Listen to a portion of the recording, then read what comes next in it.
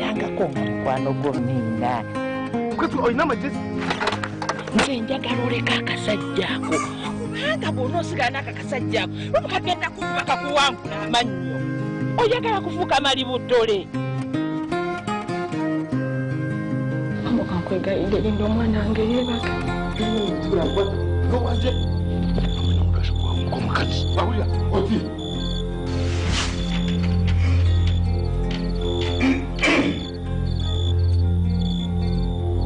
Bomboka. Mbikowe. Emyaka gyonna gye mbadde mu buno obufumbo ki kye nfunyemu. Sikyasobola.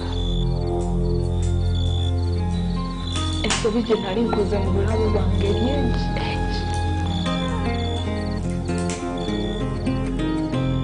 Kutuukiriza buvunaanyizibwa bwange nga mukyala.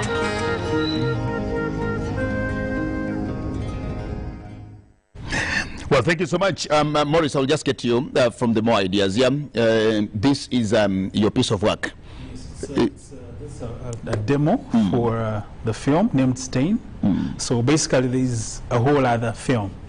Yes. Well, talk to us how you come into this conversation of ending violence against women and children. As a creative, actually, I come from a creative part of the world. Okay. Unlike the rest of the people, like you asked, how do I come in?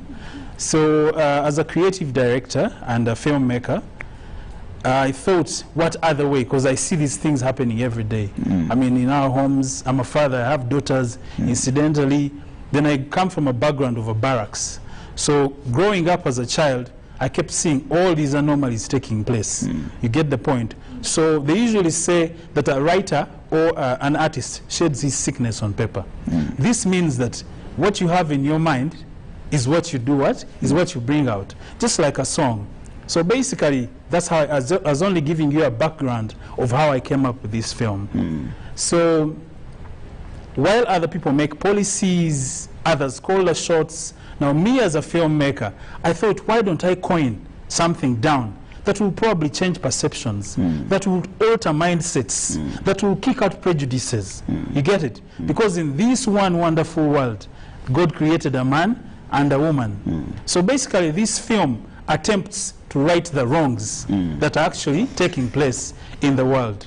So I decided that why not point towards GBV? You get the point? So while someone stands on a microphone and says statistics, the other one speaks numbers and figures, Maurice Mugisha will come out and paint a picture of the anomalies taking place in the what? In the world. That's case in point. You notice that this film and the locations and everything are not within the city.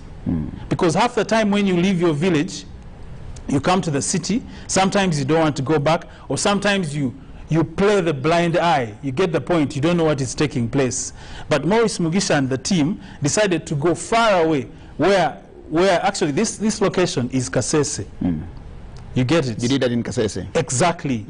I think you can see Lake Katwe taking place. If I'm to give you a brief preamble of what that place is like, there are so many people from different walks of life, many tribes. You find the Basoga, you find people from across the border, you find the predominant tribe in Kasese. The Bakonzo. The Bakonzo, exactly, thank you very much. You find Bachiga, then you find the Baganda.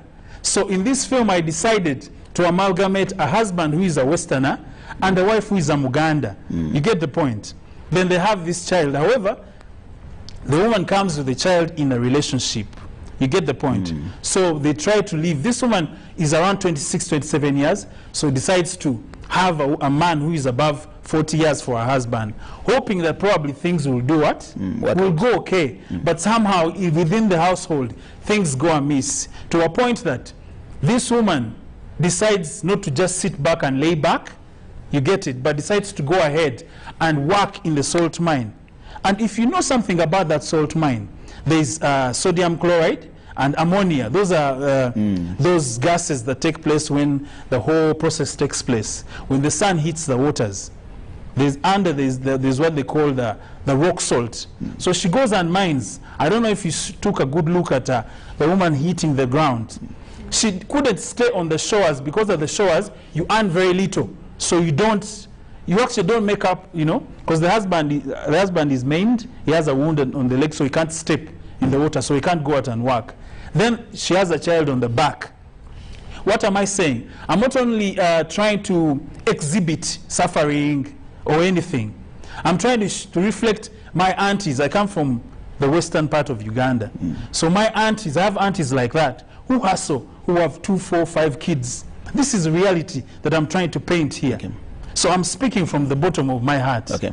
I'm not, there's nothing cosmetic about this film. Okay. So basically at the end of the day, this film is meant to touch hearts, even those stubborn hearts, okay, who don't want to, who pretend that they don't face the reality. You get the point. Okay. But such is the reality of life. Okay. And Maurice Mugisha, filmmaker, okay, comes out to expose this and put it in the light. Okay. So all in all, I'm unmasking the evils of society. Okay. And such is GBV. Okay, Thank you very much. staying. Well, thank you so much. We'll have follow-ups later on here, but let me now welcome to this conversation Dr. Kagorosi from AMREF. First, to speak to us and how much they are actually doing in as far as awareness is actually concerned. Let's hear from AMREF now in this whole scenario here, as we're talking about the dialogue of the 16 days of activism against gender-based violence against women. Thank you very much, and once again, good afternoon, viewers. AMREF South Africa in Uganda and also globally is really pleased to work with our different partners, including you, the media. I'm happy about Maurice's production, the ministries, our fellow partners, Sehud, really to bring to the front the issue of gender-based violence. Evidence shows that more than half of our population has faced a form of violence, one or the other. But the bigger burden is on women and children. So the women and the girls, rather, and then children. And it manifests, by the time we see this form of violence, it manifests as, one, a teenage pregnancy. It will manifest as a rape. It will manifest as an injury. It will manifest as a school dropout. It will manifest in mental problems. And us who have the medical background, you will see things like sexually transmitted diseases and the high infection of HIV among young people. Maybe to remind the nation that more than half of the new HIV infections in Uganda occur among young people who are less than 24 years old. And who are these? The majority are girls who have perhaps had a forced relationship, one which was perhaps decided because the parents chose to get dowry from this girl. And of course, once this relationship has happened, the girl cannot go back to school. She will now start a journey of unpaid labor.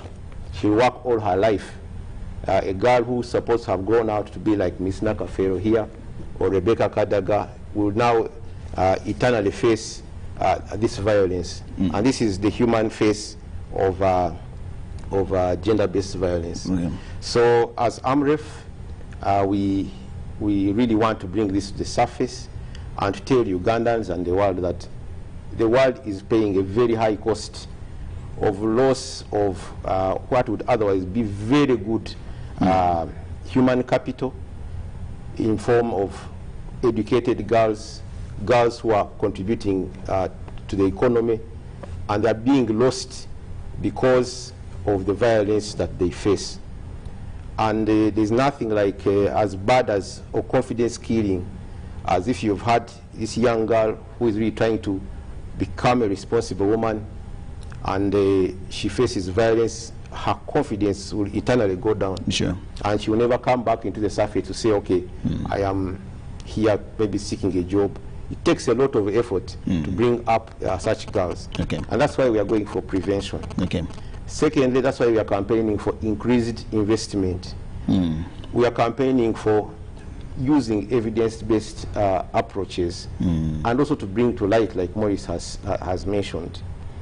You would be surprised to find that female genital mutilation in practicing districts is still as high as 66%, meaning If up until today, 6 in 10 girls undergo that FGM. Undergo that FGM. In some parts, it's still 100%. Among the pockets, for example. And what does that mean? It will mean that once this lady goes for a reproductive age and is trying to fulfill the reproductive responsibility, the delivery is going to be very difficult because she was mutilated. The child will perhaps die. If not, the woman will survive with very serious complications, including fistula. So just to answer your question, this is what gender-based violence is about. Because they are girls and women, and they have power. They don't have sufficient power to argue out or defend themselves from these kinds of violations. They end up enduring that and internally facing the consequences. So that's why we are coming out really to bring it out to the world and to join others really to say we must end violence in all its forms against. Well, thank you so much. But Dorothy, let me come to you here from Sehad. I just want to see how you also come into the question here of trying to end the 16 days of violence, human rights, and of course a number of things. But let me just know from you what you as Sehad actually doing in this particular campaign that we're running. Thank you so much. Center for Health, Human Rights and Development has been committed actually in the 16 days of activism to actually look back into the laws and the policies that Uganda has been proactively passing and developing. So basically, Center for Health, Human Rights and Development is more interested in promoting social justice in health, and we're doing this through an integrated approach. This approach includes strategic litigation, for example, where we look out for cases and bring them to courts of law challenging gaps that are in our policies or laws as one of the strategies to amplify the plight of women and girls go through, especially in the different spaces. For example, he's talked about the violations such as defilement. He's talked about rape, sexual exploitation, forced marriages, and so many other issues that young girls and women continue to face. So we bring these voices through challenging and trying to see that our precedents changes or the perception or the narrative on these rights beyond just the paper to actually implementing them. That's one of the strategies we use. The other strategy is, of course, evidence-based research, calling for action. We go out to the communities and, we collect this data, we do policy and legal analysis, we see where the gaps and how we relate them to what the community is actually going through. Are we structuring our laws and policies to suit the needs and the demands of our population, or are they just cosmetic? We evaluate and weigh them. And then, of course, the other bit is, of course, campaigns, advocacy generally, and through this season we've been capturing voices, we've been airing on televisions. I'm sure you've seen some of them feature in the different media spaces. We've not yet gotten an opportunity to come to UBC, but even right now we're actually on UBC doing the same through the partnership with AMREF. So thank you so much, AMREF, for this opportunity. So we use social media and media spaces, radio, TVs, to bring the stories, to paint her face, because when you talk about legal, for example, because when you say social justice in health, people look at the law mainly, but people don't connect the law to the human beings. So what we do is actually capture these voices like teenage pregnancies. We identify like champions to share with us the experiences and for the world to see that we can do better. We've also interviewed journalists who cover these different stories and worked with media houses to amplify such issues more. So those are through partnerships, also collaborations with AMREF, for example, ministries, Ministry of Gender, Ministry of Health, because we understand that it's a holistic approach. Center for Health and Human Rights and Development cannot do this alone. Everybody has their strengths. So that is typically what we are doing, and also strategic communication. And this is also used through advocacy. We look at what are those controversial issues that people don't talk about. Now, when we're talking about sexual and gender-based violence, oftentimes issues of sexuality education are swept under the carpet. Unsafe abortion, because people don't know how to approach these issues.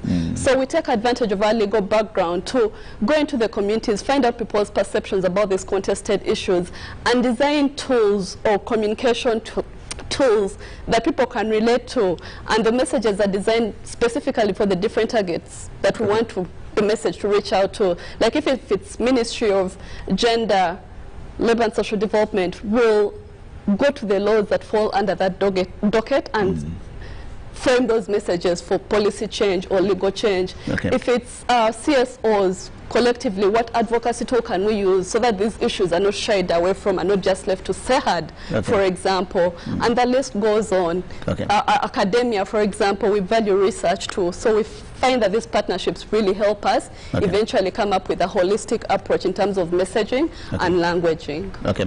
Well, thank you so much. We'll just get to Kasim Noor here from UBOS. First of all, give us those statistics and the recommendations from what you got. I heard from Dr. Kagurusia saying up to about 67% in some places and even up to 100% amongst the Pokot still do practice FGM, which I think is also a deadly thing to do.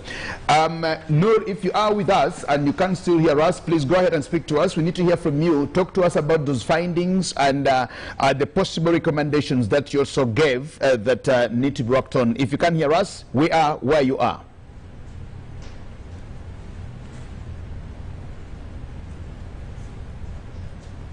Again, Nuru Kasim from Uganda Bureau of Statistics. Now, you know the Uganda Bureau of Statistics is mandated to provide accurate and reliable official statistics to be able to come up with better policies and recommendations for all interventions across. Now, with AMREF, with the support of AMREF, we were able to carry out a rapid assessment in the areas of Karamoja and the areas of the Sabines who had migrated. So, as a way of background, we realized that FGM, because FGM is it's against the human rights, and it's not acceptable to everyone. It has been practiced as a culture. It's deeply rooted in the traditions of some people, especially in the Sabine area and in the Karamoja area in Bujiri. So we realized that there have been many studies on this, and in 2011 and 2016 there was a general decrease at national level from 1.4 to 0.3 in the FGM and cutting. It's generally called cutting. However, if we look at Karamoja only, it takes up the biggest proportion of 6.4 across the whole country.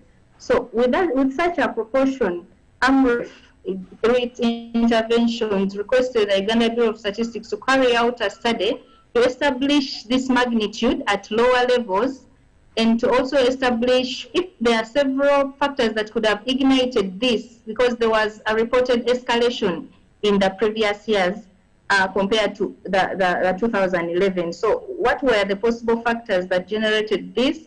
And also, with the discussion from these people, come up with socially acceptable recommendations, because we do not believe in sitting up there and coming up with a decision that is not accepted by the people themselves. So we thought going to ask them what would be done to enable them address this vice, or this habit that we're doing. So from the study, we found out that, of course, this study was both quantitative and qualitative to be able to address all those issues. And we realized that generally, there was only a reduction in Moroto. Amdat and Nakapiripirit registered higher numbers, where we see that from 2016 to 2020, there is an increase from 43 to 53 by almost 10% in Amdat, and then 49 to 52 in Nakapiripirit. So such big differences of about 10% in a 4-year period, a 5-year period, indicates several reasons. But when we go to the migrant Sabines in Bujiri, somehow the census show that more Sabines were found in Bujiri, so perhaps they migrated. And of course, when we discuss with them, they tell that they were looking for a better pasture to live in. So we realized that still the prevalence rate among those migrant Sabines was about 11% of all the women that we found there. So you would not find 10 women. Among any 10 women, you would still find one woman who has been cut in Bujiri region, in Bujiri district. And from this, we see that most of these women are married. About 94% were married. So it means marriage could be a driver for this act. Should you be married before you get, should you be cut before you get married? That was something to explore.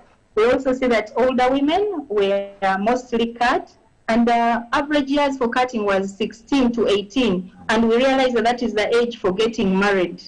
So in terms of FGM and child marriage, we see that 69% of the girls who get cut, as soon as you get cut, at 16 you get married. So what was the relationship? We realized that people had to get married, had to get cut before they got married. And most of these girls had no formal schooling. About 48% of the people who were cut had not gone to school at all. But through our discussions, basically we interacted with these elders, the church leaders, the police, the health facilities, the elders in these regions, and they told us that this was a source of income. We actually also interacted with the cutters themselves, and they said we were promised intandikwa, something called intandikwa, so that we can stop cutting, but we cannot because each woman gets 20,000. Each cutter gets 20,000 for cutting one woman, and a hen, who would refuse a hen and 20,000 in the accompaniments, eating and so on and so forth.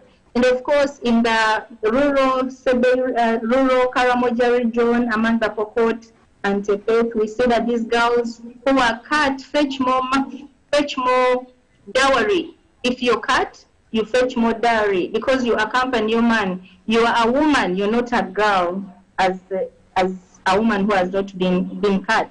So there's a lot of discrimination and victimization. They call you names, this girl, just like in Mbale where they call a man who is not circumcised to be a boy. These ladies are called girls.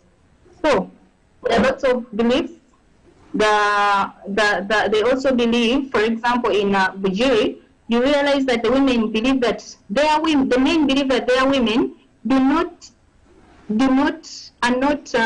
do not commit adultery. They are not promiscuous if they are cut. They even compare them with the women of the area, like they were soccer women. So there are lots of cultural beliefs according to them, especially in the rural areas where you do not want to move with your husband. You're not allowed to move with your husband. You cannot accompany him to a party. You cannot do certain activities just because you have been cut. Okay. So the other reasons that came out were that politicians do not come out to speak against this and say that this is bad. Actually, it was even found that some politicians use it and say this is our culture. In the times of campaigns, they say, no, this is your culture, keep doing it. So that was an issue. And then our parents who were not educated, they also would influence their... No, just tell us the recommendations. What are some of these recommendations, very pertinent, that you actually gave that require action? Well, I just hope you're still with us. Yes.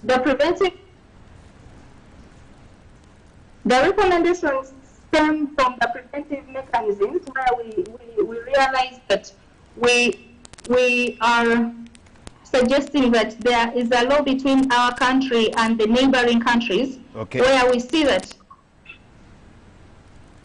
Yes, please. Yes, we can hear you. Go ahead and speak to us. We're now listening to the recommendations. We wish that there are more preventive mechanisms compared to the actual, to stopping the habits. We hope that the country can be able to liaise with the, do you hear me still? Yes, we can hear you. We're hearing you. Yes, because if the girls are going to go across the border, what is there? Because as soon as they go, they would get cut across and come back. And then the other thing was the anti-FGM law. The law should be in, they wish that the law should be it shouldn't be just imposed on them. There should be a discussion with the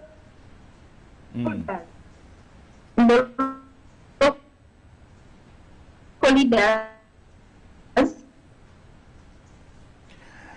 and we be able to come up with something that is within themselves, come up with and say we are stopping this, and then we just people that we are former catchers, and we encourage education. Okay. Well, we'll take it from there. We've had a small problem and challenge here in our connectivity, I think because of the weather, but we'll be able to return to you. Thank you so much for the details and, of course, for the statistics that you've just shared with us. You've helped us answer quite a number of questions of really knowing the impact itself, the magnitude, the report findings, and some of these recommendations here. Talking about the anti-FGM law, for example, we thought if by this time Honorable Chemtai was actually with us in studios, she would be the best person to talk about this, but we'll still get there. As you also plan to have other panelists who is on Zoom from Amuru. Mr. Court, are you still with us?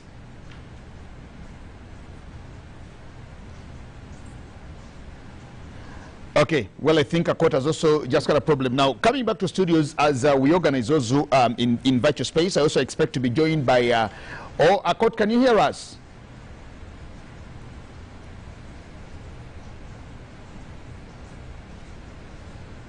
No, you can't hear us. She can't hear us. I think she can't hear us. I'm only seeing you nod your head. Well, let's work on the connectivity. It's raining in Kampala. I don't know what is in Amuru. It's raining very heavily in Kampala, and I just don't know what is in Amuru, but we'll try to connect and come back to you. Coming back to my panelists in studios, a lot of things are coming in here, and I think Dorothy talked about it. She has also highlighted it, the cultural issue here, and it's one of the questions that I'd planned to pose to Maurice, and I think to all of you here. In 2018, a government moved ahead and launched what they called the National Sexuality Education Framework. It got a lot of problems from the cultural perspective and from the religious setting, because they looked at it as though it wasn't actually something that was desired. You know that very well. And so we have moved on as government to actually have these policies come on. We have had different frameworks come on, and yet we've not consulted from the wider range of all the stakeholders. I want us to talk about these things and see how it actually all blends in. Just taking or contextualizing the national sexuality education policy that I know you actually interacted with. It caused a lot of hula baloo and debate on media about it, but this is actually an initiative that government had actually come in through with. I'll start with you, Commissioner Nakafero. On these particular policies that we do, involving and bringing everybody on board, especially from the other angles of culture and religion. Thank you very much. I would like to thank my sister from Obos for shedding light on the real issues around some of these cultural practices. And in order to answer your question, I want to make it very clear that in all the policies and laws that government of Uganda adopts, there's always a wide consultation of all stakeholders. Even with sexuality education framework, there were real serious consultations with all the key stakeholders. Maybe where we need to appreciate the contradictions is in the aspect of people trying to defend their culture. And this is the case with female genital mutilation. You'll also find spaces in Uganda where people are defending child marriage. That is part of us. You'll find societies defending polygamy. That is part of me. But what's important to note at the end of the day, fellow Ugandans, is the fact that women's rights and girls' rights are always undermined. And of course, it comes up with so many implications. Doctor really elaborated on so many of these. These are national issues of national development. Because if we are going to continue saying it's our culture, yet at the same time women's rights are undermined, right to health is undermined, right to education, because she's emphasizing the fact that as long as you're cut and you're 16, 17, you're then married off. So it means that this girl has to drop out of school. Okay. And of course... Commissioner, hold it here. Let me first know from a court. Can you now follow us? Can you hear us very able, and can you speak back to us? Yes, please, I'm hearing you well. Thank you very much. Let's first hear from you and your submission. Thank you very much. I'm called Akot Margaret, Assistant District Health Officer, Amuru. I'm grateful and privileged to be with you this evening. In fact, Amuru as a district is so touched with the rampant raising number of gender-based violence, more so in the hard-to-reach areas. Now Amuru has so many hard-to-reach areas. So we normally work closely with partners, more so AMREF. We plan for integrated youth outreaches, and we also form community groups. That is a community group of 60, whereby 30 are women and 30 are youth. We sensitize them on the dangers of gender-based violence, and we also sensitize youth on their sexual reproductive rights. We also link up with our VHTs, local leaders, whereby they make referrals. There's always a linkage between LC1, VHT, health facility, and police. So we engage even religious leaders, cultural leaders. Why do we engage cultural leaders? We know very well that the people who are from in the community telling their sons to marry as many women as they can. And this is one of the causes of gender-based violence. And if it comes on the issue of land, they normally neglect the widows. And the widows are thrown away. That's why we brought these cultural leaders abroad so that they promote positive cultural norms. With the AMREF, we sensitize these groups of people through outreaches, and we also organize youth events with the support from AMREF.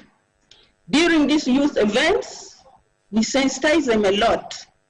And if we are to reach Amuru, we have even youth champions, youth leaders.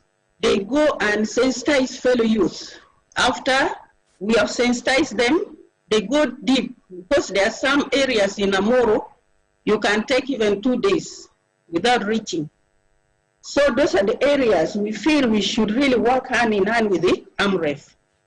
More so during this COVID period, AMREF was so useful to Amuru district. I repeat, AMREF was useful to Amuru district. Sending Amuru for radio talk shows, radio drives, sensitizing the community while observing social distancing. And we have seen that through outreaches. We are seeing that the community, some of them come and testify by themselves. That why don't you continue with the outreaches instead of us coming to the health facilities? And we were grateful to hear that. So we are strengthening our outreaches with the support from community. The same with the water source committees. Even the water source committees help us a lot in sensitizing the community. When they have their meetings, during the time they're protecting wells, they called upon the youth to be the champion in that protection of wells. We know very well in Amuru we have so many youth who are doing nothing totally. But through outreaches, we have made them to come into groups. In those groups, AMREF is supporting them, and they have some income generating activities. Some of them even opt to go to go back to school. You know, during camp, when people went back home, that was the beginning of gender-based violence. Because people were struggling of where to stay, how to stay, and it brought a lot of gender-based violence. And as I'm talking now, Amuru is having 26% as a number for gender-based violence. And teenage pregnancy is at 24%, which is painful to Amuru district. And we shall not wait that the ministry should come in.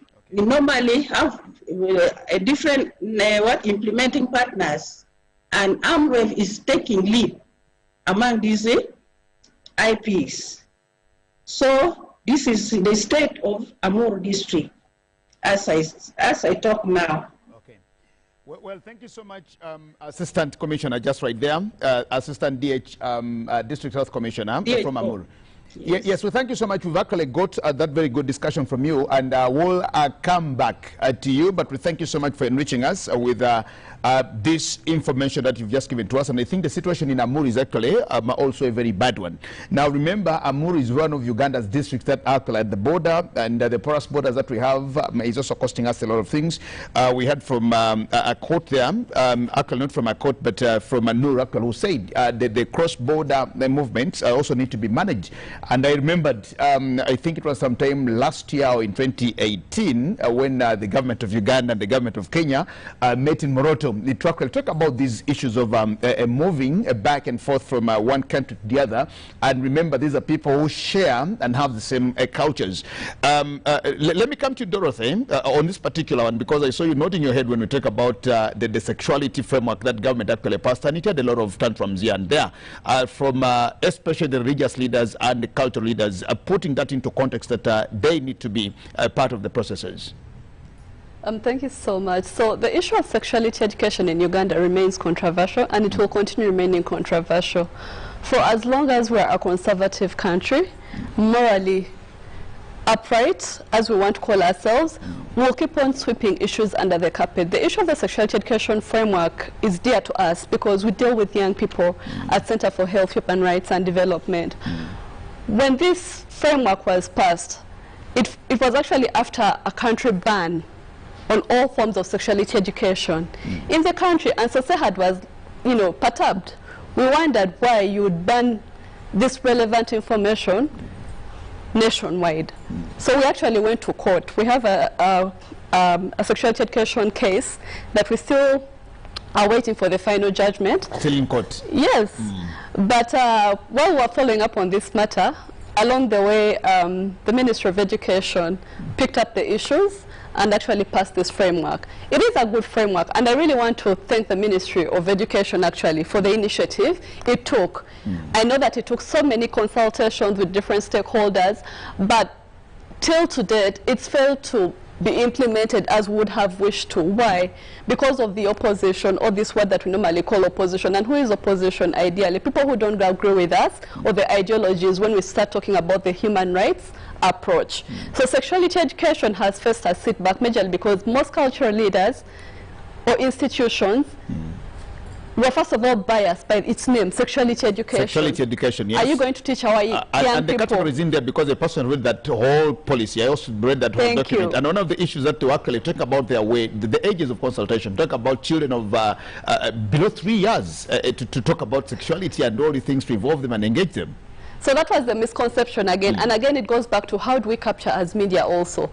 It sold. They put a 3-year-old on a news headline. Yes, exactly. And is government planning to teach 3-year-olds how to engage in sex? Because when we talk about sexuality, our minds go to the sex act.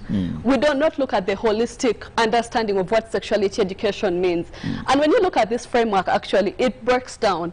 It has different components and different age groups of what information is given out to a particular age group. There are issues to do with menstrual hygiene, for example. There are issues to do with how do you look after your body at a certain age, how do you identify bad touches, issues to do with, of course, contraceptives are always controversial because, again, the idea was we're teaching people how to start using family planning, but no, if people actually realize the content of this, it gives you very vital information regarding how the youth can understand issues around sexuality and at what age and how to prepare themselves in terms of even the issues we talk about, defilement, rape, most of these issues are coming up because we do not appreciate the content and the language. And we've seen cases actually lost in court. For example, now that we've talked about FGM, I'll give you an example. In Queen, a magistrate declined to pass judgment in our favor because they simply said that the state attorneys had failed to produce the clitoris that was cut off. As evidence in court. As evidence in court. and when you looked at this, you wondered really, like, where's the moral issue and protection? Because some sexual offenses are unique in nature. For crying out loud, our judicial system really needs to be revised because evidence is crucial. And what am I talking about and bringing out all these issues? When you talk about sexuality education, you're building the confidence of young people, of the nation, of a woman, of a young girl, to boldly talk about these issues and call them as they are. The courts although recognize a certain particular kind of English, but when you're framing sexuality issues, people are shy. Sex talk is a taboo. If someone is before court, she can't start saying, the man did this to me, and after he proceeded to put this, his thing. Now, courts do not want to hear such language. They want it to be blunt. But again, the environment around us does not enable us to express as is. And we thought that actually the sexuality education framework would be one of the remedies. So we've gone into the values-based approach, where we uphold religion and cultural values at the cost of the real lived realities of our population. Let's be particular, the young people, women and girls, but also the boys and the men. Because sexual exploitation, for example, doesn't just happen to a woman by herself. There has to be what we normally call the perpetrator. That is the common language, which actually should not even be. Because when we're designing approaches, there's already a bias. This information should be left out to the public to discern and know how to actually conduct themselves when it comes to issues of sexuality education beyond just the sex or the act itself. So at the moment, it's still contested, and as Center for Health, Human Rights and Development, we're actually alive to the fact that cultural leaders or institutions and religious leaders are great power holders. In our advocacy, we call them invisible power holders. People listen to them at podiums. When they go to talk, people actually listen. So what is the issue that they're spreading out there? What is their message they're spreading out there? So if we brought them on board, and again, this is the issue here, what are our concentrated efforts on actually trying to bring religious and cultural leaders on board? Because most of them are actually the catalyst of these cultural practices. And I want us to be very alive. Not all culture is bad. Not all religious values are bad. But where is our meeting point? As a nation, we need to start getting alive to mapping issues or cultural practices that are actually excavating or increasing incidents of sexual and gender-based violence. And among them is the female genital mutilation. It is really terrible, but you cannot talk about this. Already they're telling you that the act was passed without their consultations. You see, so what are our approaches? Are they people sensitive? Do people actually understand these issues? Is also key when we're designing interventions. But most importantly, we cannot underrate. In fact, most of our advocacy efforts, if we really want to combat or prevent sexual gender-based violence, is bringing on board the dissenting voices and trying to understand where they're coming from and finding a middle ground. Okay. Well, Maurice, I'll come to you later, but let me first come to Mr. Dr. Kagurusi here. And I want to see, she used the word the perpetrators, and of course it's a bias actually to say the perpetrators. Once you are in a campaign and you start by identifying another group as perpetrators, yes, it evidently shows the bias in there. But here is where we are, and I thank Amref for the good work that you're actually doing to engage all the other stakeholders to see that we get here. But how are you involving these perpetrators, first of all, challenging them to actually change behavior or bring the men on board to help eradicate this? Like she rightly says, when we talk about violence against another, then there is somebody actually who makes that violence against the other. And I just want to know what could be in plan for what you have in plan as AMREF to actually bring them on board, engage them, and do the things to ensure that this ends. Thank you very much. One of the activities we are doing to bring everybody on board is this convening act. We are here in the media. We are discussing with our colleagues with the legal background. We are discussing with the filmmaker. Maybe from here you will tweak the movie to bring out the human face. Yes, I also want to know from him whether the status therapy in India. The Minister of Gender is here, well represented. And this is really the convening act that we are doing to make sure we get everybody on board and speaking out loud and boldly about these things. But I think it's good to first of all also paint a picture of how sexual and gender-based violence actually happens. I have 2 daughters, and God forbid they should never go through this kind of thing. Imagine a 9-year-old girl, and we referred even the 3-year-old. In the clip, you saw how either the 3-year-old or 5-year-old, I don't know how old that child was, but was looking and seeing what the father was doing to the mother. Okay, but Maurice himself told us here that as he was growing up, these are the things he saw, either from the barracks or somewhere, on how people were interacting and how this gender-based violence manifested. So it starts from there. How do you relate to your spouse, and what are the children seeing? And this is where the transformation should be. I'm also not saying you start giving sex education to young children, but you need to teach them how to relate, how young boys should respect young girls, and how men should respect women, and they will grow up in that way and they will not depart from it. But if you teach, the only thing the child sees is violence against the mother. If the young boy is growing up and sees the sister who is 9-year-old or 16 years old being married off at that age, he grows up not knowing any other alternative. So it starts from there. There is what the individual knows, and the individual should know, how do I defend myself if I'm caught up in a situation of violence? It starts with also how much power do they have. Can she decide to say no against people who are saying, bring more dowry because I want to marry this one off? Then around this individual, the girl who is vulnerable to violence, are people who make decisions. The immediate relations, is it the man? Is it the boy? Is it the teacher around? Is it maybe the auntie, the senga, who is pushing you? You go. And you go get cut. After getting cut, you'll be called a woman. So these immediate relations around this girl.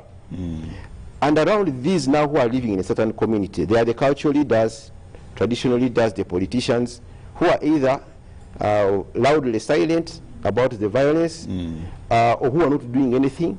But then they're also advocates. I like Bishop Kazimba Mugalu. During COVID, he's someone always started with violence in the homes, but he's a religious leader. But he came out boldly. And why can't all the leaders come out boldly like that? Then, of course, the rest is the society. If an institution which is supposed to transform us, like such as schools, is where you see a teacher impregnating a girl, then that's not an institution that is going to transform the country. So this whole ecosystem, the interlinkage of the individual knowledge, and that's why people need to be educated, the actions of the immediate relations, the role of traditional and the religious leaders, and the policies and government should all work together. You cannot do it in one way or the other. They should also happen together. To make sure that we end really this violence. Maurice, you had the statistics here from a court, from Noor, and of course from everybody here. Does this inform your industry? Does this inform your work, your arts work, or something like that? Are you benefiting from it? And after this conversation, is there anything that you're picking here that can actually help you aid? Because yours now a visual that will be able to look at these things and actually, I say, we actually doing a bad thing, or we are in a bad situation. Thank you, moderator. I don't know if I got you so well, but if you're saying that the facts that I'm getting from around these good people and the ones on the Zoom, yes, I'm getting figures, I'm getting real evidence. Empirical evidence. Exactly, because for us, most of us are filmmakers or creatives. We usually work around either experience or imagination, because we always have that mind that, you know, that big mind that imagines things, you get it. But so with all this information that I've got, of course, naturally, if I was supposed to go again at creating a masterpiece, definitely I think I'd be giving back to community much more than I have done this. Okay. Well, I will ask this question, which will also go to a court in Amuru, because she's actually just right there, and she sees these things. She's given us statistics here of 26% GBV cases in the district, 24% in pregnancies, which I think is also a bad thing. Nuri also talked to us about this. Now it's a question that I want to pass to all of you. We know that it's criminal to actually marry before 18. Article 31 of Uganda's constitution is very clear on founding a family. It clearly says for a man and a woman who are only 18 and above can actually start a family. In Uganda, we've seen these things happening, but we've also seen parents coming out to negotiate with the perpetrators. And this has also been a very big problem. You go to districts where you find that a 14-year-old and stuff like that, they get these problems, but then the parents find ways of actually managing to maneuver out of this situation. Now, at times, with the involvement of the police. That's the other bit of it.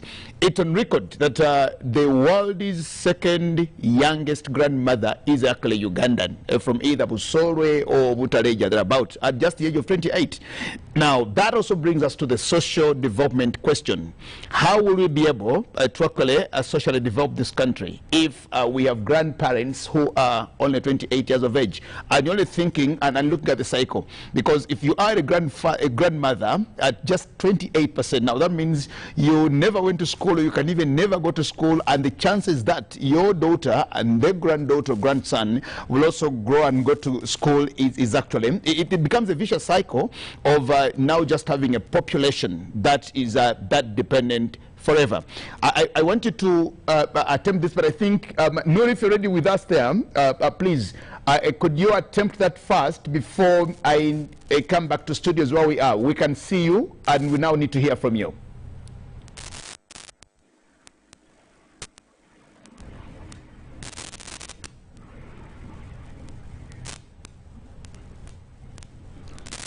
Nur, can you hear us? Yes, please. You've heard us. Can you hear us? Did you hear what I said? The host is muting me. Yes, I can hear you. Okay. Please, yes, go. I can hear you. Yes. Can you attempt the question that I asked if you had me earlier on? If I understood the question very well, on early marriages, early and child marriages, of course, early marriage is subjective, but child marriages are known. We find that nationally there are 25% of Ugandan women have married early, like the young girls in the previous UDHS. But to be able to curb this, as it's a vice, we would maybe have to enhance our education and enable these girls go to school. For example, for these areas that we see these SGBV issues, we realize that it's rural and people don't have access to school. And we see that either there's one school that is very far away in another area and someone has to move. The terrain is so bad. And the only issue here, the only thing they resort to as they have got into adolescence is getting married. So perhaps the government should be able to provide for these people maybe, should we say, purposively, they come up with specific schools that would address these girls. But also we could maybe enhance the schemes, the work, different activities that could enable these people to do some work that makes them easy. The TVET, is it technical BTVET, so that they can be able to do, even if they do not go into academia, but they can have this other skilling activities or skilling education that helps them get something else other than resorting to marriage. That's what I would see as the best thing to curb child marriages. Nur, Akot, can you hear me? Because you are just right in the village there, and these things happen where parents negotiate with the perpetrators, and they just go away with that because there are lots of things that keep happening to them. Akot, if you can hear me, please join us. But if you're not yet with us, then I think I'll come back to studios here for us, and I'll start with you, Commissioner Nakafero, on these very pertinent issues. Of of course, it's really very unfortunate that as a country, as parents, Ugandans, women and men, mothers and fathers, we continue to subject our children to early marriage. It's unfortunate that men and boys are continuing to subject girls. I heard something from Nur that early and child actually different things. Early is subjective, then I think child is what we need to condemn. But of course, how early is early? That also is another thing, but we'll talk about that. Of course, we are looking at the age of consent of 18 years. Below 18 years, that is child marriage. Early marriage and it's criminal. It's criminal. It doesn't have to involve any discussion. So it's really unfortunate that we continue to do that. And of course, the implications are really great.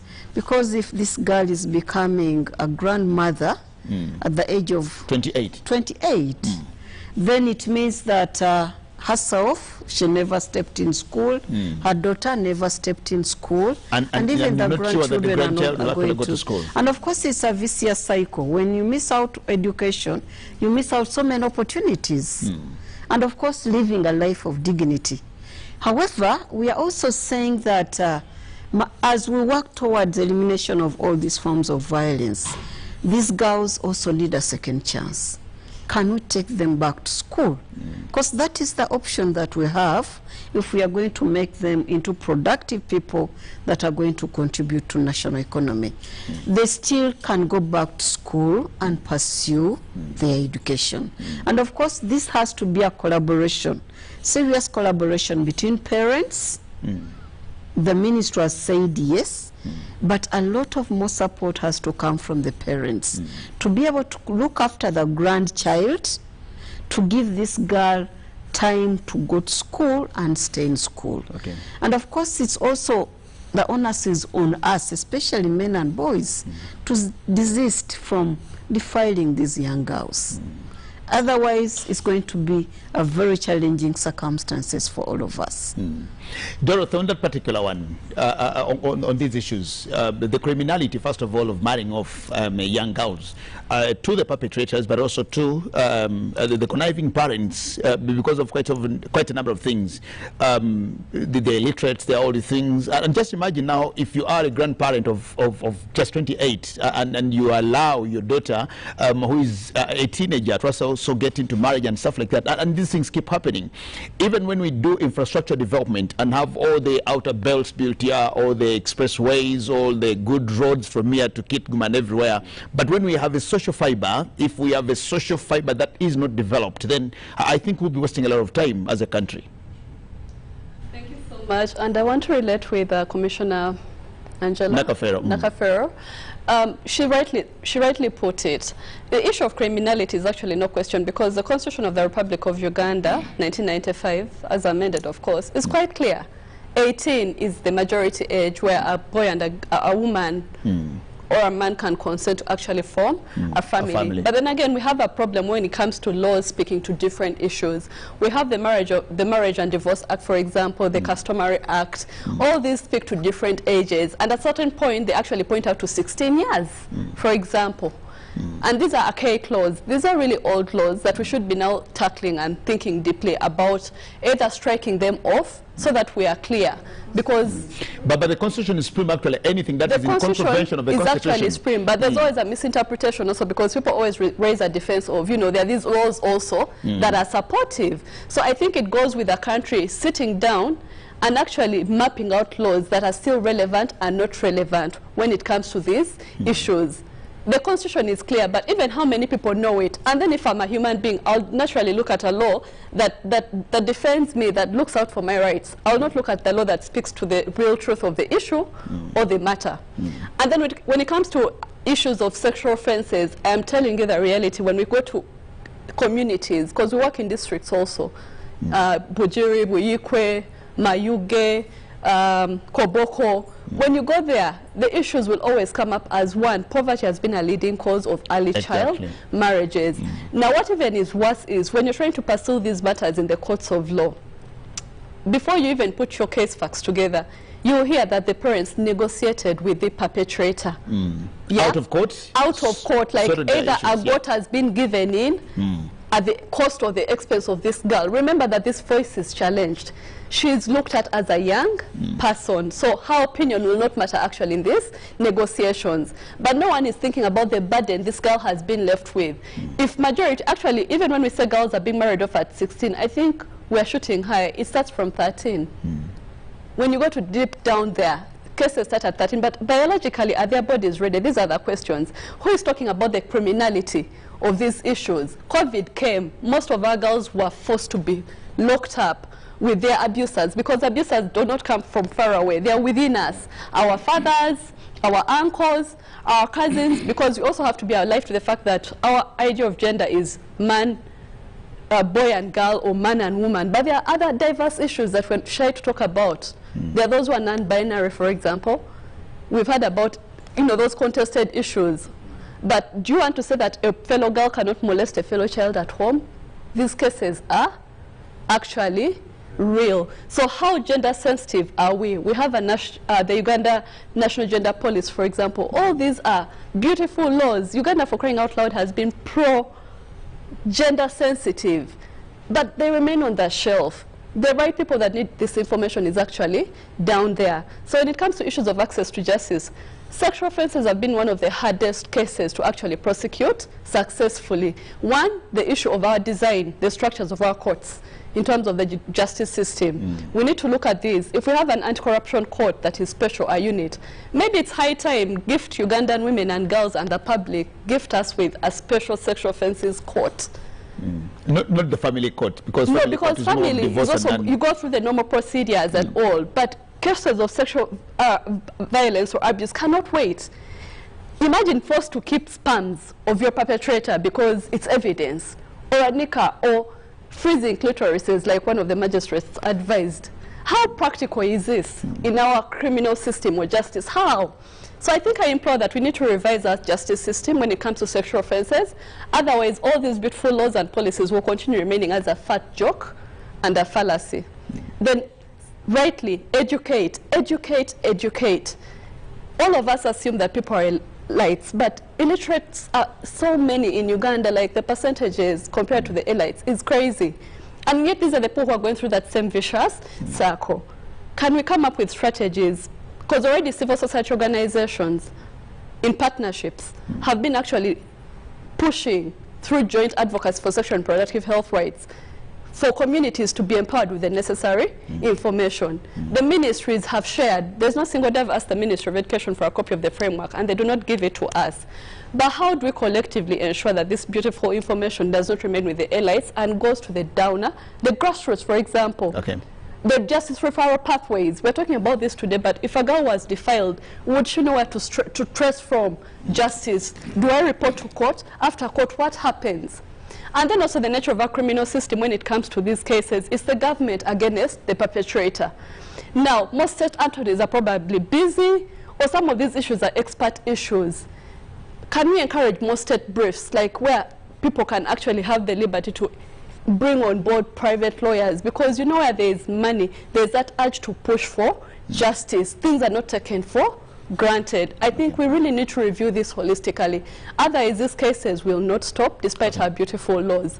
And another thing before I go off on issues of criminality or generally laws and policies relating to sexual and gender-based violence is, I think policies, we have over 16, laws over 15. They're quite a number that I can't list here. When you look at the Domestic Violence Act, you look at the Penal Code that was amended, you look at our Constitution itself, you look at the National Gender Policy. You look at the CEDAW that we ratified to against elimination of all forms of violence against women, the International Covenant on Political, Economic and Social Rights. All these are beautiful, but how are we contextualizing beyond the fast-paced development of laws as a nation, as Uganda, as policymakers, as stakeholders? Do we sit back and actually revisit these laws and say, they're doing well, this has to be beefed up, or this should be struck off? We need to go back to that, other than coming up with new laws every single day. Let's first evaluate, monitor what we have right now, and see if they're actually effective. Okay. The FGM is a sudden thing, it's terrible. Okay. Madam Court, Margaret, in Amuru, if you can actually hear us, how are you managing the situation where parents are actually negotiating with the perpetrators? In the villages, I'm sure these things are actually happening in Amuru, where you give us all these statistics, but yet again, these people who do these bad vices to people find a way of negotiating because of poverty. You just told us here that many of the youth are not doing anything because they just sit and waste all the time in trading centers all day long.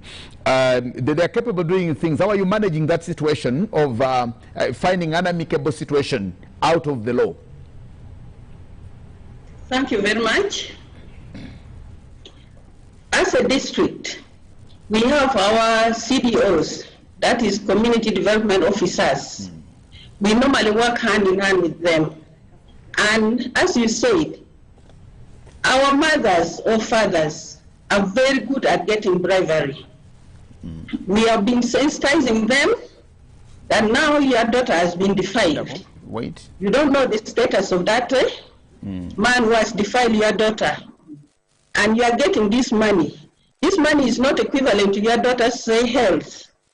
So we go on sensitizing them. Some are coming out of that habit of getting bribes from the perpetrators.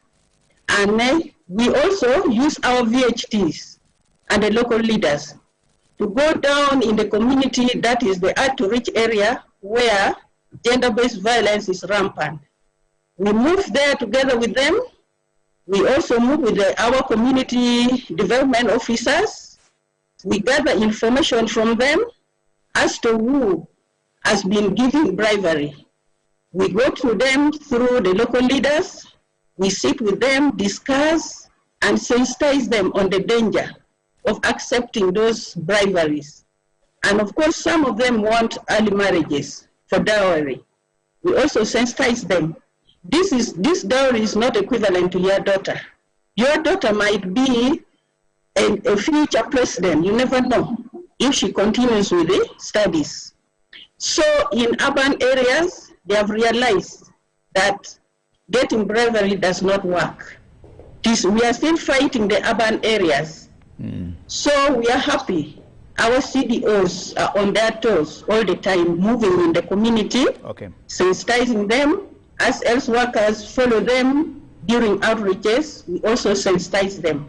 And we are seeing that even if a mother or a father comes with a daughter who is raped or defiled, a woman who is defiled, they seek legal aids first. And then after that, they are referred to the health facility for registration. We always have our SGBV registerable, even adolescent reproductive health book, where we record all these cases. Thank you. Well, it's from Amuru district, just right there. Coming back to studios, gentlemen and ladies here, we talk about the 16 days of activism to end GBV against women and the girls. Now, SDG 5 talks about achieving gender equality. And we talk about, of course, achieving SDG, the Sustainable Development Goals, SDGs, will be in 2030. Now, we talk about 10 years from now. But considering Uganda and contextualizing Uganda as a patriarchal society, Dr. Kagurusi, you'll help me on this, and of course all the others will respond to it. Look at this situation of a patriarchal society where men feel they have entitlement over and above women.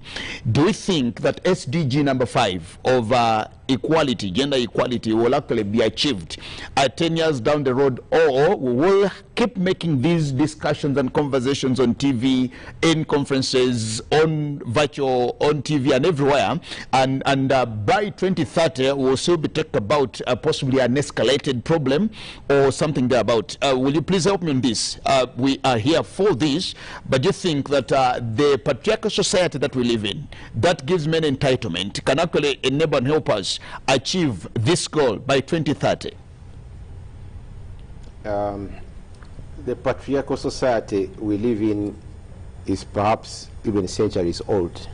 So you cannot give it just 15 years and say it's going to be transformed. But we are moving in a certain direction, and we need to keep making gains. And the way to make these gains is one, educating the girls and women and the boys and the men on how to live in a society where we have gender equality. That must start now if you're going to see it in the future. The second is to make sure that we remove all those barriers that keep us perpetually into gender inequality. And one of the things they have talked about is if we have now already good laws, the beautiful laws that are here, why, for example, are they not translated? Why have they reached the community? What's the problem? Can't the community start discussing these kinds of things? So this is why we are here to light the spark that we have very good laws, well thought about. So let them go down to the communities. If we are having cultural institutions that have been silent now, this is the time to come up and say we are here and we are not in for example, child marriage. I think I've heard from the Busoga Kingdom, for example, that they do not now certify any child marriage, even if you did it in a customary way. And we are happy with that. So we need to begin from somewhere. And also, I need to mention that on the issue we are discussing about the justice system, I think there's even a very big challenge there. You know, a case takes 3 years, 4 years, and the cost, the cost of come back today, come back tomorrow, the file is lost, maybe it has been found, now it's at this person's place. There's no clear direction. So I think these are actions we can take now to say if somebody has had the unfortunate incident of experiencing this kind of violence, the case should be handled very quickly and sorted. I think it's also time to say, no, look here, the cost of gender-based violence is very high. You are talking about dependency. Whether you want it or not, each Ugandan who is paying tax actually supports 11 others who are not doing so. And the moment we keep on with this vicious cycle of violence, of early pregnancies, we have uncontrollable, exponentially growing populations because of violence, I think the cost we are going to pay is very high, and each one of us in Uganda is going to face it. So the earlier we start, the better. Okay. So the road to 2030, even Vision 2040, I like the way you looked at it. You are building these roads, skyscrapers. Who is going to stay in them? You are building dams. Who is going to pay for that electricity? Who is going to drive on the roads? Who is going to drive on the roads? Isn't it? So I think we need to look at it not just as cases and incidents that are happening. It is a whole issue of national development. And people must say end to the violence, both men and women. Then also maybe just one last point about perpetrators. You see, yes, there is a violator who actually conducted the rape, but the LOC one who looks at the case and ignores it, the person who delayed to deliver justice, the policeman who made the negotiation, are all in the chain of perpetuation. And they should be having blood on their hands for refusing to do something. So people must get out there, as Ugandans must get out there to end violence against girls and women. Even the boys, by the way. The boys, I don't want to forget them. They're also an endangered species in a way, because they are being forgotten, and by the time they are remembered, when it's late, actually, or it will be very late. Too late. Yeah, so even the boys also must also be protected, but also to be knowledgeable. Not to be proud of the patriarchal society, which ends up making them criminals. I think that's not correct. Commissioner Nakafero, the question here is, we talk about a patriarchal society where men think or feel they are entitled to some of these things. And actually gleaning it from Maurice's video here that you saw, a man wants to come home and even actually get the little monies from the woman that was left there to go and drink it with the boys out there and all these things to them. And we talk about 16 days of activism, which will happen every year. Now, next year, November 25th, we'll do it and run up to December 10th. 2022, November 15th, we'll actually, November 25, we'll still do it. 2023, we'll still do it. But looking at that, the society in which we live, and the goal itself, goal number 5 of the SDG 2030, do you think we'll actually achieve this with the society that we have, that where the Jagenders and the Kagurusis, the Morrises here think they have a right over the Dorothys and the Nakaferos? Well, as a country, I have to really admit and not just praising government for the sake, but praising government that we've made progress on quite a number of indicators. Okay? And along the way, we have the laws that are positive. But of course, for us to be able to achieve gender equality and women's empowerment, as Patrick is emphasizing, the responsibility is to all of us. We can all do a lot in our own context in terms of promoting gender equality and women's empowerment in this country. And of course, different ways as parents. We need to nurture our girls equally with the boys. Give them a right to education. Ensure that they access the nutrition that everybody is accessing. Even when they are pregnant, give them a second chance to go back to education. By that, you'll be contributing to the achievement of equality in this country. We need to ensure that we support government in implementing the laws. Okay? By taking positive actions, it's very, very important. Changing our values. Already we are engaging with the culture and religious institutions to ensure that we are able to change our negative social norms into norms that are going to value women and girls, that are going to promote women living the life of dignity. And of course, all this cannot be achieved alone as government. Okay. We all need to work together. Okay. Male involvement, as Patrick is emphasizing, is very critical. We need men and boys as our allies. Okay. Morris, on that particular... We have a lot of power, but we need to be able to share that power so that all of us are treated equally. Morris, speak to us as a man. Well, I speak to you as a man filmmaker. Yes. I think this is a core. Like Commissioner said, that this is upon us. The onus is on us. We should not just look at the ministry or the government or the stakeholders in this thing. Exactly. We should pitch in as human beings.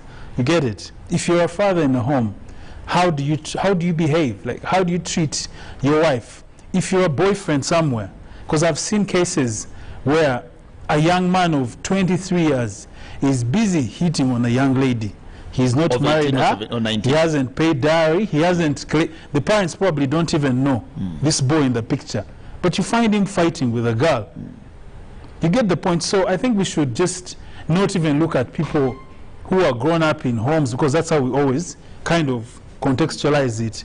But even the young boys, because I mean they're the men of tomorrow. You get the point. So I think, like they always say, I don't know that statement if it makes sense. You get the point. Like, everyone should take it upon himself or herself to make sure that we live in a more beautiful Uganda. Yes. Dorothy, on the society, the patriarchal society that we live in. Again, I think issues to do with social change or cultural norms or behavior, it goes back to the roots. Our laws are coming to address the cream, what is on top. No one really looks at the structural issues, the causes of the real issue, or what the real matter is. So I think male dominance and power over and it's beyond the boy that you see today, because they also grew up in that setting where, you know, the power is there. They're already given that power. But what we've seen and what is failing us in terms of advocacy is, while we are designing interventions to help out the young girl and the woman, we are not actually designing interventions that speak to the young boys and men. Beyond just being perpetrators, like the commissioner states, how do we bring them on board as allies? Norms are very complicated. I'm telling you, you can go to Karamoja with your beautiful intervention, but if you don't have the buy-in of the people, I can guarantee you they will frustrate it to the bottom of the matter. Like, they will not even give it a second chance. So how do we map out who we want to actually start engaging? Most times we start from top, bottom approach. How about if we reverse the approach and went bottom, top? Because when you're looking at elders, these elders have always been at the forefront of idolizing or ensuring that some of these cultural practices or norms do not die out. And a clear example is the FGM, where people will show you that even if you brought in a law, we shall cross over to Kenya because we are upholding our values. But if we brought in like champions, for example, and we brought in an elder that speaks to his fellow people, they will actually understand. So the issue of patriarchy is just beyond what we see on the face of it. It's deeply rooted on where we learn from. Let me give you a very classic example. When a boy is served food at the dining, a girl who has fetched water, looked for firewood, and all those things will be given like a small portion, but the boy will be given a whole mountain. So already you're trying to show that there is that difference. So it starts within our households, and like everybody on this panel has agreed, how do we collectively come up right from households to take up our roles and bring out these injustices in a manner that puts on us obligations and responsibilities? NGOs, civil society will do its responsibility. The ministries, the government will try. But they say that grounding and grooming starts from home. So I would implore that we also bring on board more voices from cultural institutes. For example, I think we even have policies or laws on cultural institutions and regulations. Let's bring them on board and have deeper conversations in breaking the barriers that we are looking at right now. Otherwise, I know that social norms, cultural mindset, and all is progressive. That's why when you say that next year we shall be, again, 16 days of activism, what has changed? No, we are learning from these discussions. I'm sure the Ministry of Gender is picking up, AMREF is picking up, the production person is picking up these issues, and next time we shall do better. So I think for me, patriarchy is just beyond blaming the perpetrators or the male voices. How do we engage culture and religious institutions to actually let them appreciate that this is collective effort, they are part of the change that we desire to see? And how do we boldly stand up and say that these are the things that we've mapped out that negatively impact our young girls and women and boys? And what can we do as leaders who are responsible to ensure that these innocent people actually are protected from all the harm that we see that continues? If we do not take people to courts of law, conclude cases, do you think perpetrators will actually take us serious? On the issue of courts, I think Nakafaro will come in here, Commissioner Nakafaro. You all might respond to this. But you see, when we talk about the courts also, you'll notice that at the end of the day, this girl, the teenage girl, for example, who was defiled or raped, and she's now having a baby. Now, justice to her does not mean that the perpetrator actually goes to Luzira or to whichever prison. Justice to them is actually maybe asking the man responsible, take care of this baby. Now, you get to a situation where you've gone to court, you've concluded the case, the man is being sent to prison for a number of years. But you have this girl here who is from a poor family. She didn't go to school. She's looking after a 2-, 3-, 4-year-old baby, and she needs to find something to fend for the baby. And when you talk about justice itself, you will be happy from the civil society. Sahad will be happy that this perpetrator has actually finally gone to Chitalia or to whatever prison.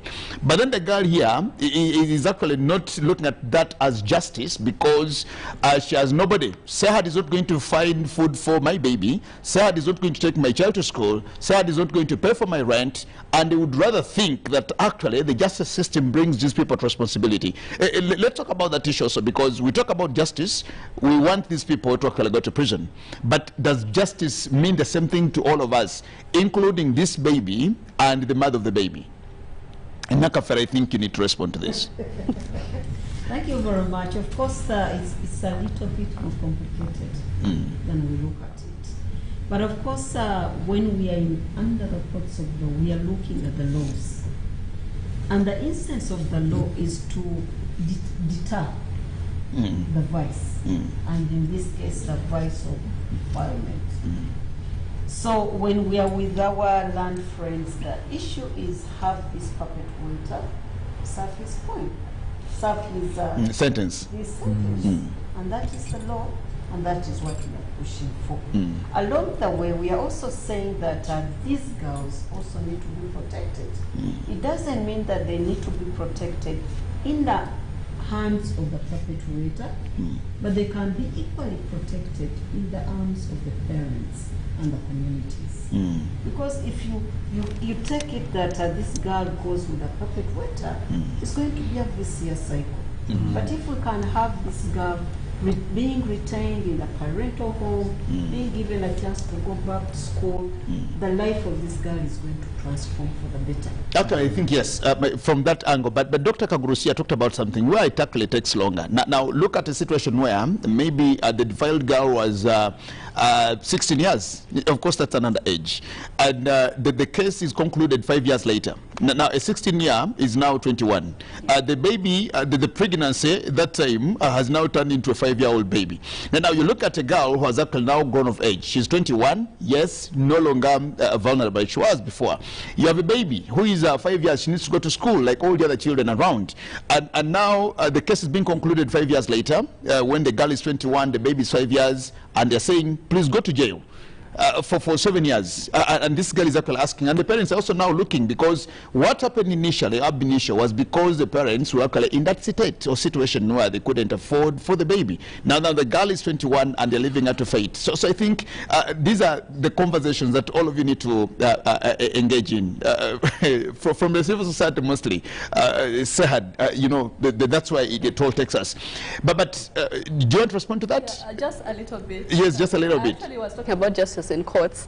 But what I was about to mention before we got off, or shortly, was in every docket that we sit in, whether you're a minister, whether you're a judge, you're a human being. You have your values that you attach to certain issues. So if a case of that nature comes to a person who is overly patriarchal in beliefs and all, no matter how much you prepare on this side, sometimes even principles of law will not save you. So it starts with a mindset, and also training our stakeholders in their different dockets, what human rights mean, and the kind of different approaches. Because even in law school, it's not compulsory to go through human rights training. I will tell you that. People learn on the job. So I think we can do better by having capacity buildings and trainings that we need to take on. But I'll bring you to the issue that you've just raised in terms of what next. What is justice like in the face of the person who has been sinned against or wronged? When we're looking at SDGs, the Sustainable Development Goals, there's Goal 3. Goal 3 talks about livelihood and the well-being of women and girls, those who have faced maternal issues and all. Like, how do we design an approach that is considerate of the after all this? What happens? Are we looking at the emotional well-being of this person, the socio-economic? So again, the best we can do as civil society is actually empower people with the different interventions that exist. I must say that for us, justice is not having the perpetrator go in court. We actually follow up. We really go out and find out what is the situation of this girl. But you say you're not a charity organization, or you cannot solve every problem. Exactly. And that's why information sharing is key, but also most importantly, designing approaches. So we're also learning from you, the take home, what justice kind of looks to us. And now when we're designing interventions in the future, or as soon as possible, we should also be looking at the after life of this girl who has been sinned against, or boy or woman. What is their afterlife like? Do we want to change the nature of our punishments, the kind of damages that the laws provide for? What do we do? Because we are all on the table trying to find solutions. And I must say the issue you raise is valid. During the COVID time, the country recognized that so many young girls were actually getting pregnant. They needed a second chance. And I think a policy was put in place. But then what happens to this young child that has been left fatherless, for example? And this girl that is raising a fellow child raising a fellow child. All these go back to the different stakeholders, but mainly the policy makers. When you're designing damages or when you're designing remedies, we need to be alive to the fact that beyond just grabbing the perpetrator, life has to continue for this person who has been sinned against. So it comes back to the kind of interventions that we design in our laws, in our policies, and in our guidelines as a nation. Okay. Well, because we're trying to conclude this and try to finish, I'll come back to you who in virtual space. Noor, just to you as we get to conclude. We are celebrating 16 days of activism, and I'm only thinking the public has had us speak, they've had the engagement, and they've been part of this. But what do you think needs to be done? How should the public respond to the clarion call? What should the public do going forward? Now, we have quite a number of days, and of course it doesn't stop on the 10th of December. After 10th December, we can't say we close the conversation of GBV down until November next year, 2020. But from you, Noor, before I let you go, I want to hear from you. What do you think the public needs to do to respond to the clarion call? Okay, thank you very much, moderator.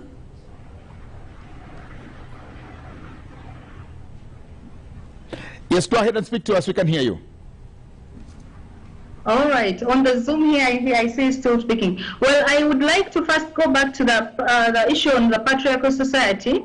The Uganda Bureau of Statistics has recognized the role for statistics, and through the Plan for National Statistical Development, we have realized that we have generated the national priority gender indicators, for which we hope that everyone should mark themselves and start monitoring on the different indicators that respond to gender, you know? Because if we cannot monitor something, if we can't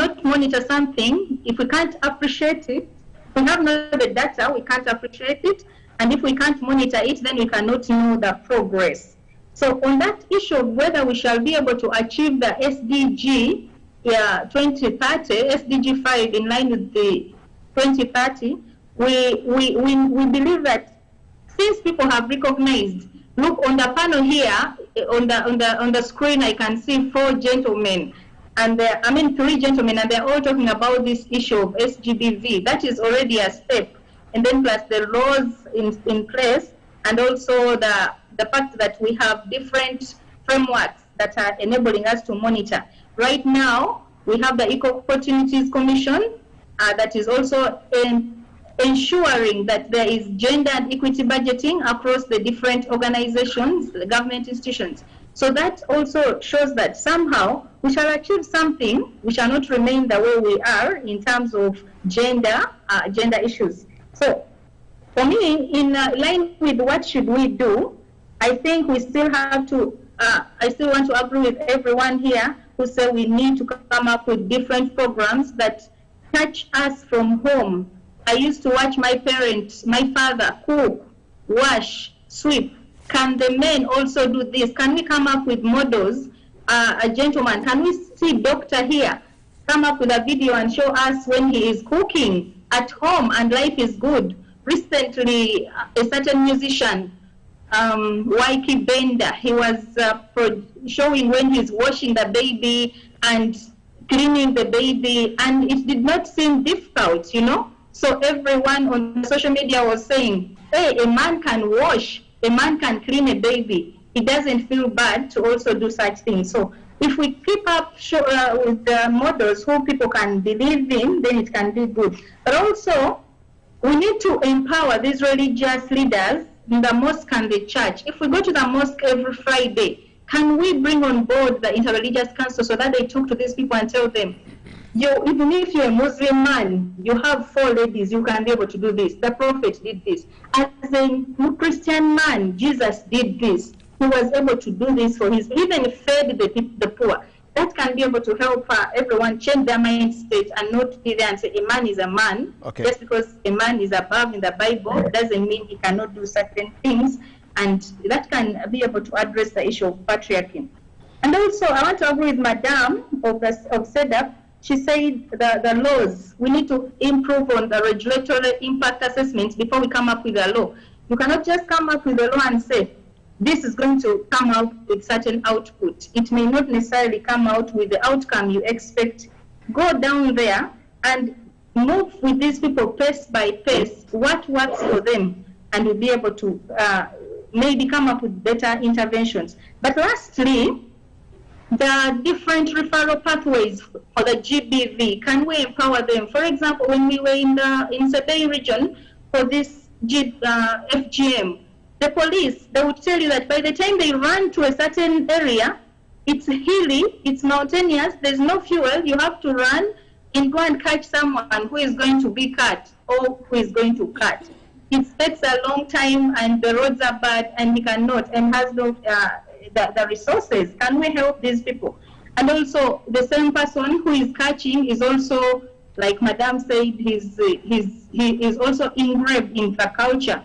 Can we talk to them to do their work and help them deliver better? Then the last test, maybe I would say, is the economic activities in these areas. Let's empower these people. Even school is there, the formal education, but we also have to come up with, the president was encouraging the different activities relating to technical studies. Can we encourage these ladies? Because when you're busy, you cannot think about doing such activities that are against the law.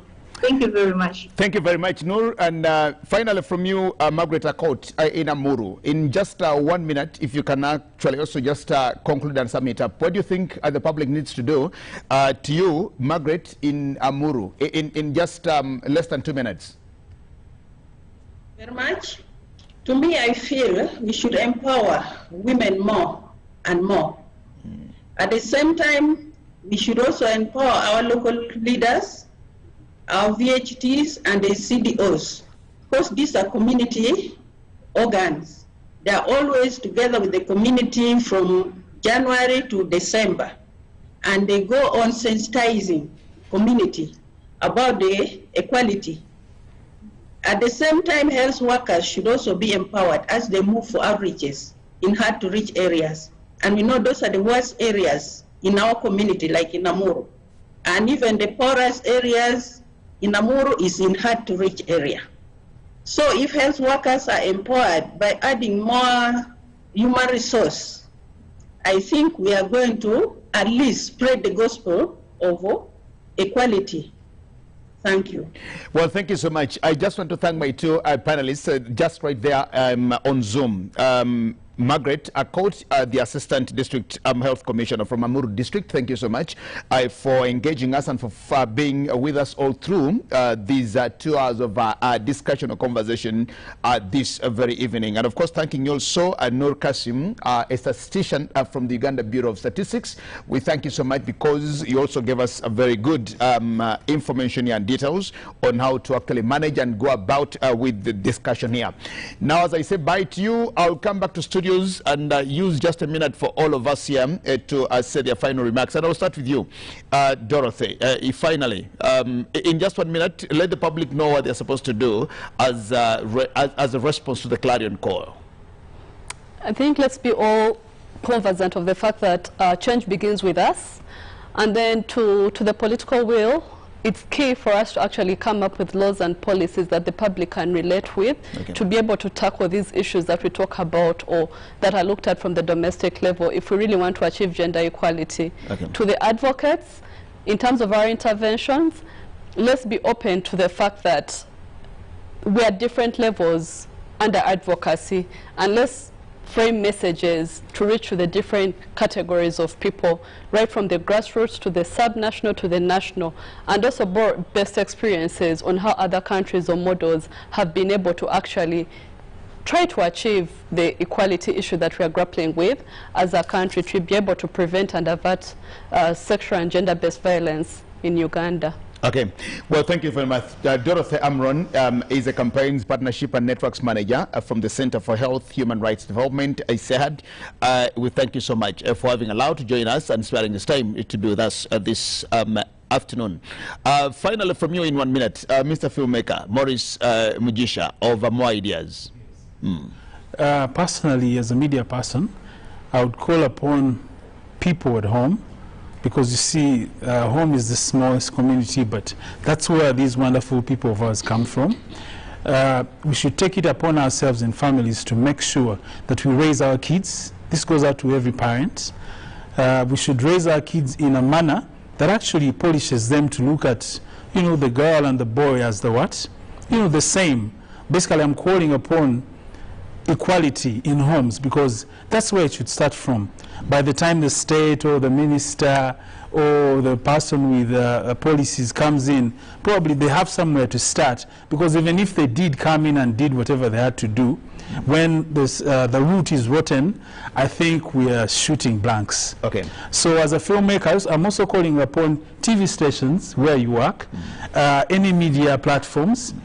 We should adopt a culture of creating material that is pro-morality. You get the point. I'll give examples of mushrooming television stations, very many radio stations. Quite a number of them. But look at the stuff that is on TV. You get the point. So I'm calling upon Madam Commissioner, they should inject money in filmmakers. They should inject money in us, so that we produce more of those films that actually combat or change mindsets. Take, for example, I don't know how many educative films or educative dramas that you have lined up on UBC. You get the point. And any other television stations, you get it. So I'm calling upon everyone. Madam Commissioner, do something, oil our wheels so we can be able to push content, because remember, film is the way to go. You can have all these dialogues and all, but also as film, it goes far and wide. You get the point? Yes, because this way, if I produce a film in English, I can be able to translate it and push it in where Amuru, Kabale, Sironko, pushing the same message in the shortest time possible. Thank you very much. Well, thank you so much, Mr. Morris Mugisha. Mr. Morris Mugisha is an arts director and also a filmmaker from the More Ideas. And the film that is coming on is, what did you call it? Stain. Stain is actually the movie that is coming on. We thank you so much for hearing us.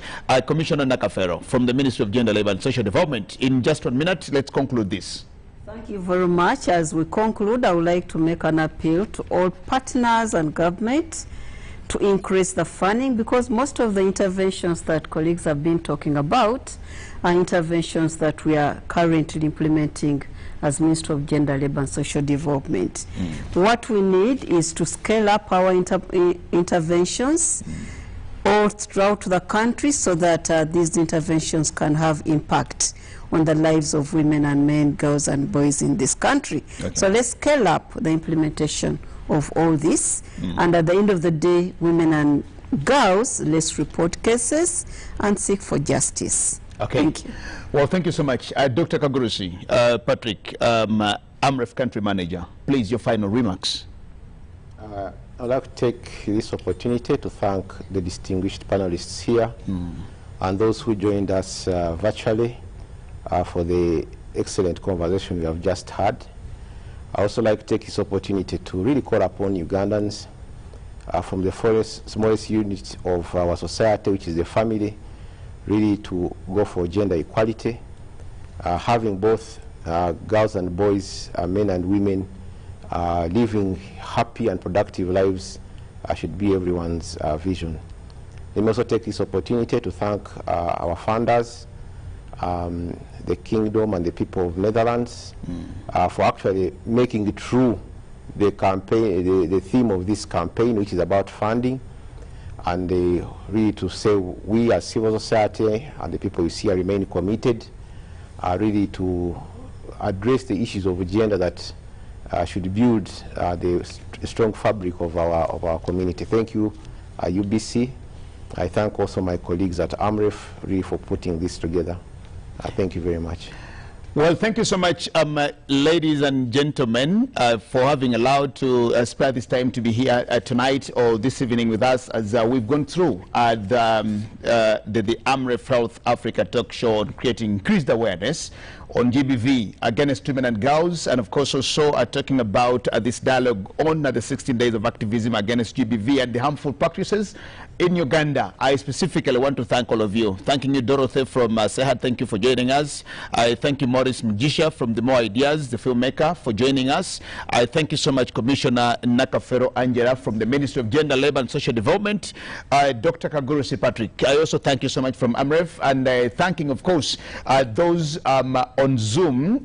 Margaret Accord from Amuru, we thank you so much, and thanking you so much, Kasim from Ubos, just right there. And of course, thanking the Embassy of Netherlands and of course UBC TV. We'll stop the debate here and we just show that, yes, you've been with us and this concerns all of us. It shouldn't be to them only. It should be for everybody, just as Maurice Azokale said. Let's get there, let's get involved, and it should be our responsibility, all of us as people. Let's love humanity. Let's do our best. We thank you so much. My name is Jagenda Semakola Ziksoka, wishing you a very blessed Sunday evening as we continue inspiring Uganda. For God and my country, stay blessed and good evening. Thank you very much. Supported by Foreign Affairs Ministry in the Netherlands and Amref Health Africa.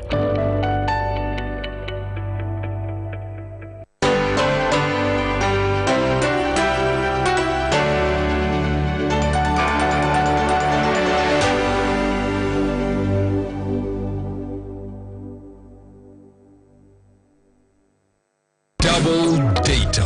Airtel introduces double data, the biggest deal ever on smartphones in Uganda. Buy a smartphone, 3G or 4G, and get 100% data bonus from Airtel. Airtel is giving you 100% bonus data on all weekly and monthly bundles for every new smartphone connected to Airtel for the first 3 months. Dial *1